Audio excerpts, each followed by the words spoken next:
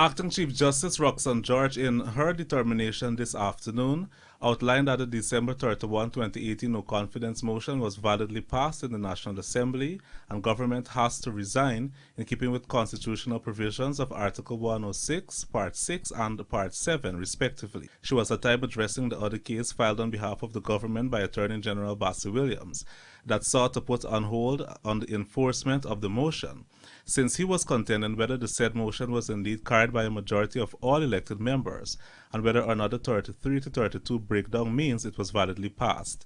According to the Acting Chief Justice, the Speaker Dr. Barton Scotland found that the motion was carried by a majority of 33 to 32.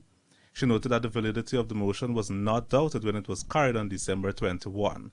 Moreover, she noted that when concerns were raised subsequently after and advanced before Speaker Scotland, he stood by the carried motion and digressed to the court for interpretation.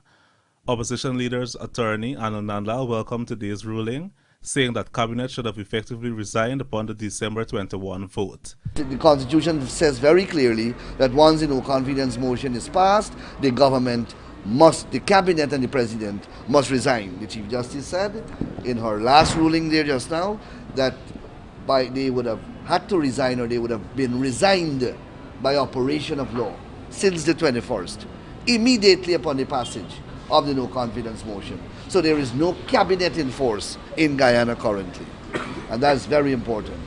The Chief Justice outlined that the President and the ministers cannot remain in government beyond 3 months in accordance with Articles 106, Part 6 and Part 7, respectively.